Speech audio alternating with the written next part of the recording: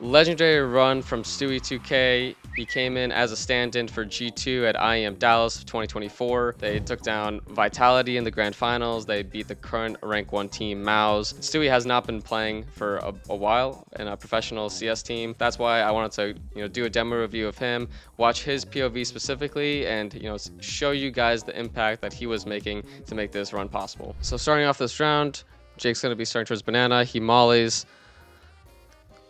And this is going to be very unfortunate because they take a lot of nade damage here. You see Jake's already on 24 HP, Nico on 42. Monacy takes another HE. And look at how low they are already. But I think the call that they have is very nice in this round. So as we move forward, as you can see, they're going to be doing a fake lane pop. So they're dropping the nades. And as all this is going on, they're going to be walking through the left mid smoke. They molly, they flash. Jake goes first, so if anyone was there, you do want to have the person that has low HP to be either supporting, or that's the guy that's going to be making space and trying to mess up their cross replacement and everything like that. And now you're going to see G2 doing the second phase. They're smoking, flashing over, and you have Hunter and Stewie. They're going to be walking through, and they had a really good chance on this round. Nico's even here to hold for the banana push, so he's there for that. He gets one. Unfortunately, he's going to get traded. And as that's happening, they walk through. They're unfortunately just kind of super aware of it, but they knew what was happening, and they punished it accordingly. But I think it was a good round to try to salvage 3 people being sub 50 HP. This, unfortunately, is just going to be the life of Banana player. You get molly, naded, you're trying to go forward, kind of getting owned. But now they know pretty much the setup. They know that they just walked back. Nico has that info. And, somebody's got to go first in Banana. And sometimes that stuff just happens. And now he gets this really nice 3K, trying to spam for the third guy. And he eventually does get it. So it goes through as that. Apex is anticipating that, the T's are going to run through the smoke as it's popping. Now we're going to have Jake going first here. And he's going to be doing the same pathing as he did in the other round.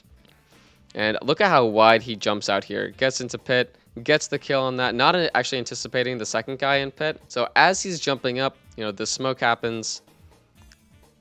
He doesn't get blind, but his crosshair placement gets really messed up as he's trying to, shoot at Stewie. He's able to still transfer onto Nexa, but, he potentially could have had 2.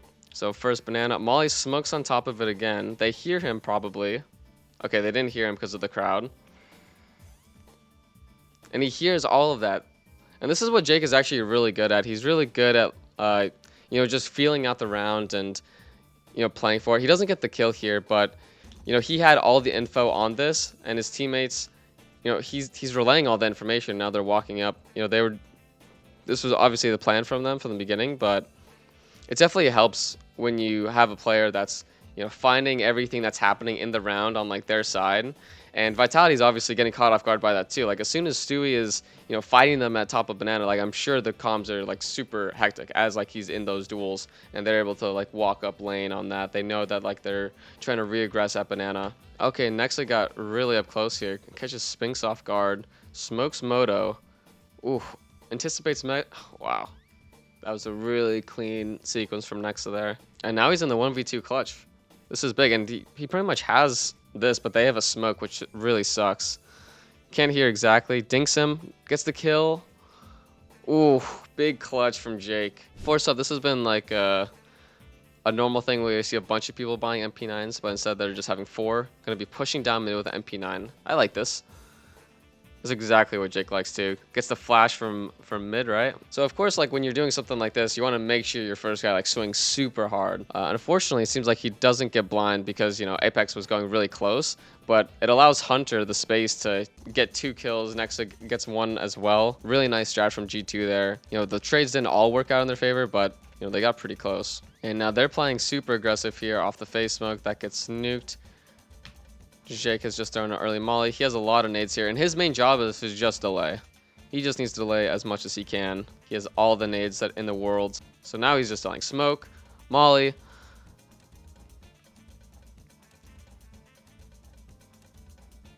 Things are getting crazy. He had an opportunity there, but he did his job. He got 1, delayed a bit. Vitality doesn't have a lot of util, so they're doing this double sandbag setup where Nico's going to be, playing the contact, and he's in a strong angle to multi-kill. And then Jake, if they do flash, he's going to be able to kill them. And you can see that Jake, he's giving some space for Nico to drop down. If Nico did get blind, he can shoot while he's falling down, and then Jake would peek out. So Nico, I mean, these are such strong angles. And he even peeks into it. Really nice. Nice spray. Gets 2 there. I like their choice of setup, especially for, the economy of the other team. A lot of nades. 3 nades at the same time. Vitality could actually read that. G2 doesn't mind too much because they actually want to push forward. Same type of thing that we saw as before. Flashes as he goes through. Doesn't clear the left. I guess he had the sound cue or had the read that they weren't in there at all. Nico's whole goal is as soon as Jake takes contact, he's going to be peeking off of him. Gets mollied. Ooh, and they go before. Wow, Flames not dying here is really good from him. When Nico comes back here after juggling all the nades, he's just jiggling. He has no idea that there was an op and banana in the beginning of the round, and ZywOo gets a nice kill on him. And ZywOo, as you can see, ZywOo already pre-shot coffins. He already read the setup of, CT and coffins. Of course, very, very common setup. If Jake was first, he probably would have already thrown something. So they probably read from the delay of no nades that he's coffin, most likely. But unluckily for G2, Stewie did not have any of the nades at coffins. All of them are right here, and they were on Nico as well. So this is going to be a very hard round to win. Calling the flashes as they're going in. Top coffins. Ooh.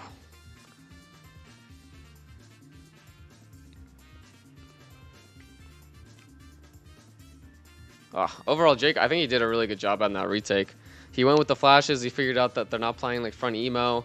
Gets 2 kills on that. Unfortunately, retaking B is just very hard. So they need this round to be able to actually bring this back.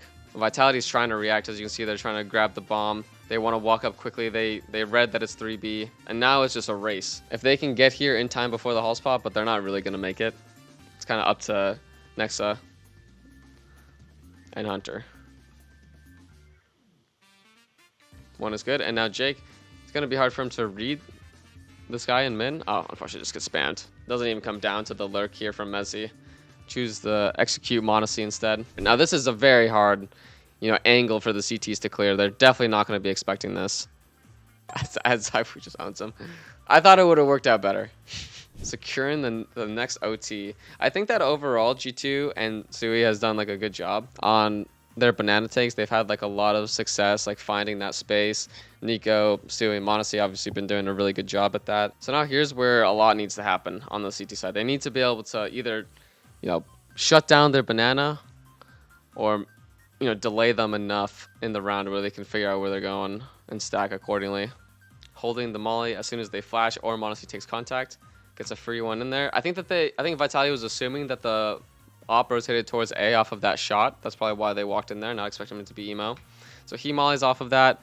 Unfortunately, just gets owned. So Monacy's holding as Jake mollies. Ooh, winning that fight out. Oh yeah, that's when Spinks didn't reload. I remember that actually. Big clutch. And that's how they're gonna end it on the first map. So yeah, overall I think that Jake did a good job on T side, like creating space. I think they worked together well. I think that he did a good job when he was like entering in, making sure that he did create that space for his teammates. So getting into map 2, we're already gonna have a crazy start to the pistol round, where Jake is going to get run boosted off of Monacy, and they're just gonna be hopping into B here. Gushes that guy, gets the frag. I'm surprised that he honestly didn't even go for the knife. Like if he just kept jumping up there and goes for the knife. Definitely could have worked. Another kill. And that's the type of entering that you expect also from him. He loves doing that type of crazy stuff. Alright, so here we're going to have a very early B split. Stewie's whole goal here is to get close to E-box and be ready to trade off of everything that's happening at B. So as soon as this is happening, he's going to be mulling. So he can actually edge this smoke as well. Let's see if he's aware of Spinks. Gets tagged, so he is. Nice. As soon as Jake gets tagged, he starts spraying, but unfortunately the rest of the B hit kind of got owned by Messi. Oh, Messi with an incredible round. And now they're going in the CT's no as well. That's clear. Ooh, Monacy is just too insane. Hunter doing a good job at not dying too early as well. Letting the E-Box players play first. What a shot as well. And now 2v1. And Monacy was about to get the ace, though. Honestly, if Nexa doesn't get that kill, he was feeling it the entire time. He was feeling it. He's so good. And we are doing a focus on Stewie, but, you know, obviously, if you guys watched it, the finals was so good. I thought that all of their games, you just have Monacy and Nico just taking turns popping off together. And overall, the half is not lost. Only 10-5. They were able to get 7 rounds on their CT side, that being Vitality. So it's going to be a little bit harder since they didn't win the pistol. I'd say that this map does lean a little bit T-sided, but honestly, it can be either sided. This is tough now, though.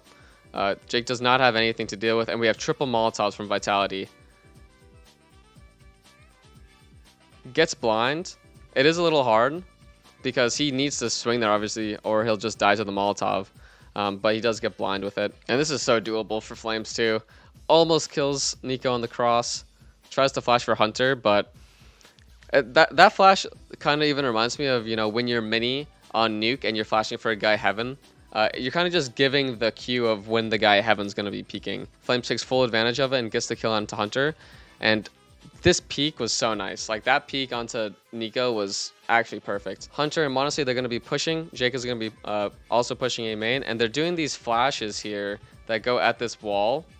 And it's really nice because if Nico actually doesn't die, then the flashes won't blind him here. And so these flashes would not be blinding Nico, and he's able to kind of like peek with it and run up with it. And this guy from A, as you can see, Jake just gets a kill for free on a guy that was blind in the corner. So this is a very strong push. I like the addition of these flashes that people made to the water plus A main push. And this is very common right now where people will throw this smoke into E-Box here. So they'll throw this smoke, and then they'll pop into B main because they know that the E-Box guy can't do anything now.